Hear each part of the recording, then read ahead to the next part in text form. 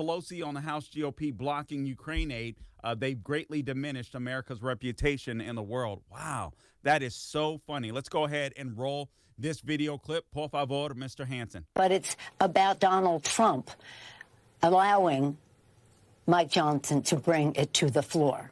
And all of this activity about vacating the chair is springing from Donald Trump. Right. So he's a puppeteer, and he doesn't mind shining the light on the strings. So he makes these people look bad.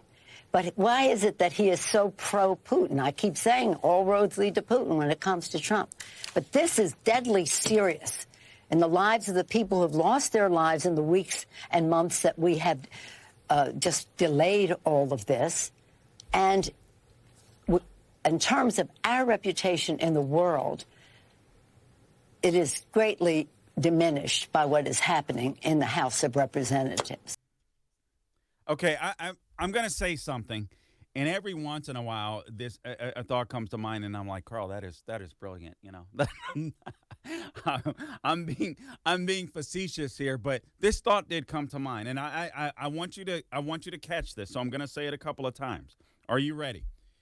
Our assumption is that Biden wants to defeat Putin, right? He wants to defeat Putin. That's our assumption. That's the media assumption, that Biden wants to defeat Putin. That's wrong. He doesn't want to defeat Putin. I would argue that he's a puppet for Putin, just as Nancy Pelosi said Trump was. Our assumption is Biden wants to defeat Putin. No, Biden wants to defeat Trump. Here's a story from RCP, Real Clear Politics. This is an economist. I don't agree with everything in this column. Let me say this from the forefront. But this guy makes some very important points that I think we have to understand. And I, at this point, believe that this war needs to come to an end. My buddy Christopher Hart calls it Biden's war. He's absolutely right. Biden's war needs to come to an end. It needs to come to an end. We'll get into the Biden demanding a ceasefire from Israel. We'll tie all of this stuff in together. But let me start with Russia, Ukraine. Guys, let me say this from the start. I believe that Putin is evil. I don't care if somebody puts a bullet in his head. I mean that in all sincerity. I believe the guy is going to hell. All right. And I don't say that lightly, because I think hell is going to be horrible. Right. We only live a certain amount of time on this earth and in eternity. It's eternity. All right. So. But Putin is an evil man. There's absolutely no doubt about it. Joe Biden had an opportunity, and NATO had an opportunity to make sure that Putin's aggressions towards Ukraine were halted immediately while Putin camped out on Ukraine's border for months and months on end, and he did nothing. He did nothing. It's almost as if he wanted Putin. He wanted Putin to go into Ukraine. It was weird. You guys remember that, right? We don't talk about that often. Now, let me talk about this economist. How much time do we have, Eric? Okay, let me talk about this economist from Columbia University, gentleman by the name of Jeffrey Sachs. And I'm going to have to go through this column. And callers, I promise I'll get to you. The number to call in, 1-800-655-MIKE, 1-800-655-6453, or go to MikeOnline.com. All right, so here's what this economist from Columbia University says. And again, I don't agree with all of this, but he makes some very important points. And again, our assumption is that Biden wants to defeat Putin. He does not. He wants this war to continue. He wants this war to continue, just like he doesn't mind even the Israel and Hamas war being elongated, because he believes in his sick, perverted mind that this helps him in an election. He'd rather people die. He'd rather Israel be totally destroyed than to lose an election. That is the evil that we are dealing with in the White House. Here's what Sachs has to say. You can't make sense of this. It's a zoo.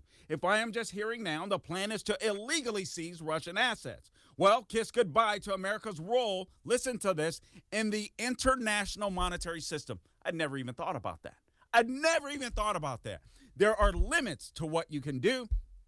But I don't think our members of Congress really understand much about this. This is purely money down the drain. If they want to rip up another $61 billion, which is not chump change, they seem intent on doing it, but it will mean nothing except for more destruction of Ukraine. Now, I understand, all right? It doesn't matter where you fall on this issue. What matters is that this war comes to an end because there is no plan and there's no desire for it to come to an end. He was in an interview with the Hill. This economist went on to say, this war has destroyed Ukraine, and the longer it continues, the less there will be of Ukraine. It is that simple. If this goes on longer, Russia will capture more territory. If it goes on long enough, Russia will capture Odessa, Kyiv, if we continue the way we're doing. This is a Biden project that goes back 10 years, he says, will completely destroy Ukraine. The idea that this is siding with, quote unquote, Ukraine is absurd. And again, I understand some of you in the listening audience will agree or disagree with this, but what we should all agree on, it's time to bring this puppy to a close because there is no plan and there is no desire for Biden to win against Putin. He wants to defeat Trump. He doesn't care about defeating Putin. I was speaking to a client of mine the other day. He was like, man, he was like, man, we really have to defeat Putin. And I'm like, the assumption is Biden wants to. He doesn't want to. Anyone who really follows events, the economist says, knows that we're not siding with Ukraine. We have paid for hundreds of thousands, listen to this, of Ukrainians to go to the front lines and die for more and more territory to be lost. The most basic point of this war, which is that we overthrew a government in Ukraine in 2014 that wanted neutrality so we could push NATO enlargement, was reckless, stupid, and doomed to fail. And it failed. Now Biden is trying to hide the failure to get past November. But the failure is seen on the battleground every day. This is not about defeating Putin. This is about defeating Trump. If the Republican plays into this, if Republicans play into this, it is unbelievable. Shame on them, he says. They are basically on the right side, although Biden bludgeons them every day. You'll be the one to lose Ukraine. The truth of the matter is Biden has been a disaster for Ukraine for over a decade. The disaster is there in the graves of hundreds of thousands of Ukrainians in lost territory. He should have added Obama to that. This is a war that never should have happened. It was about NATO enlargement. I have some disagreements with this because I don't believe it's entirely this. But anyway, this is what he says. The Russians said no NATO on our borders, and Americans who were following this, like our CIA director, Bill Burns, who was then the U.S. ambassador to Russia in 2008, said, no way, this is crazy. The entire Russian political class is against this. But Biden and Obama, Hillary Clinton, and Victoria Nuland and Jake Sullivan and Tony Blinken just barged ahead, wrecked everything, and now they want another $61 billion to get them past November. He says it's a disgrace. I say no, it is evil. See, the assumption is, and honestly, he doesn't go back far enough because there's writings of Putin back in the day. Putin wanted this return to the old, the old Russia, right? He wanted the old time Russia back. And he's not getting that back. But he will be able to defeat Ukraine. It's time to bring this puppy to a close. The assumption is all of these guys really want to help Ukraine. When no, they don't want Putin to... they're not trying to defeat Putin. Again, they're trying to defeat Trump. That's what you have to understand. The war began 10 years ago, he said, when Victoria Nuland not only passed out cookies on the maiden, but engaged in insurrection to overthrow a government in Ukraine. He says pretty stupid to have a regime change operation on a country with a 2,000-kilometer border with Russia. He says that's our American foreign policy. That's when this war started. This war didn't start in February 2022. It started in February 2014. Remember, it was during Obama's administration that Putin took Crimea.